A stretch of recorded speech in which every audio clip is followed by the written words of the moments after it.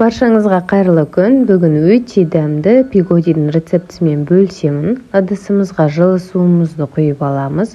Үстінен тұзымызды, сұйық майымызды, қантымызды және де дрожжымызды салып, жақсылап араластырамыз.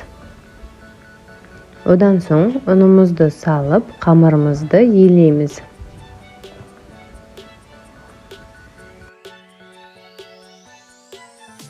Қамыр бізде қатты емес, жұмсақ емес, орташа болуы қажет. Осылай елеп, бетін пленкамен жауып, жылы жерге бірнеше уақытқа қойып қоямыз. 1 сағаттай уақытқа қойсаңыз болады. Одан соң начинкамызды дайындаймыз. Бізге капуста қажет болады. Капустаны осылай кесіп, ұзынша етіп, турап аламыз. Жіңішке етіп турасаңыз болады. Описанияға қалдырып кететін боламын. Қанша грамм барлығын кіріп қарап көрсеңіз болады.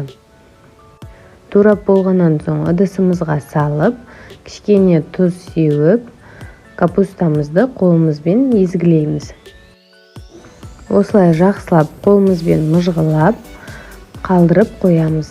Ол уақытта пиязымызды тураймыз. 2 пияз қажет болады. Оны да ұзынша етіп соломка қылып тураймыз. Турап болғаннан соң сковородкамызға, табамызға майымызды қыздырып, пиязымызды салып, жақсылап қуырып аламыз. Пиязды жақсылап қуырып болғаннан соң үстінен фаршымызды саламыз. Жақсылап қатты отта қызарғанша қуырып аламыз. Тек қызарса болғаны. Одан соң үстінен капустамызды саламыз. Капустамызды салып, жақсылап араластырып, екеуін бірге қуыратын боламыз. Ал енді талғамымызға қарай тұзымызды, қара бұрышымызды салып, жақсылап араластырып, суы тартылғанша қуырып аламыз. Суы тартылғаннан соң отымыздың астын өшіріп, начинкамызды, салмамызды салқын жерге қойып қоямыз. Одан соң қамырымызды аламыз. Қамырымызды алып, ұзынша етіп, елеп аламыз. Одан соң бірнеше бөліктерге бөлеміз. Мен 16 бөлікке бөлдім.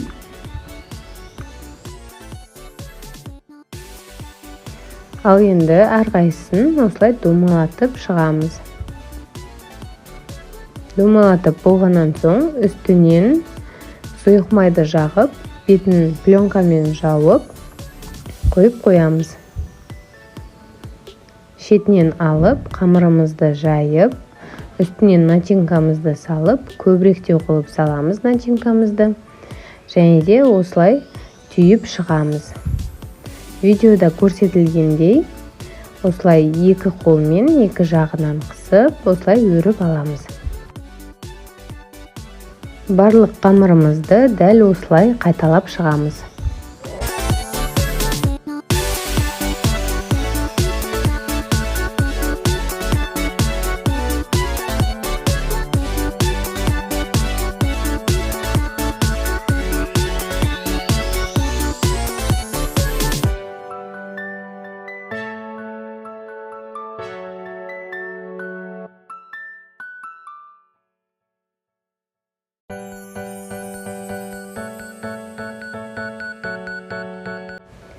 Барлығын дайындап болғаннан кейін мантоваркамыздың астын майлаймыз. Сұйық маймен, одан соң осылай салып, пісіріп алатын боламыз. Суымызды қайнатып, пигодиімізді қойып, 25 минут пісіріп аламыз. 25 минуттан аспауы қажет. Міне біздің пигодиларымыз дайын. Ыдысымызға салып аламыз. Ешқандай қиындығы жоқ, міндетті түрде жасап көріңіз.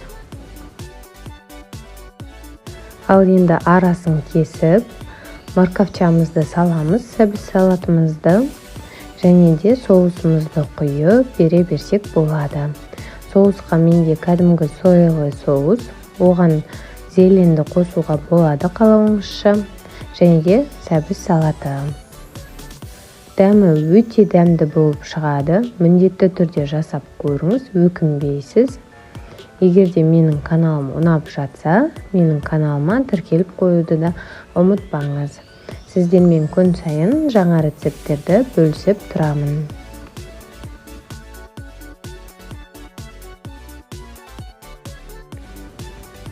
Міне қарасаңыздар, қамыры өте әдемі болып пісіп шыққан. Начинкамыз бізде сочный болып тұр. Міндетті түрде жасап көріңіз.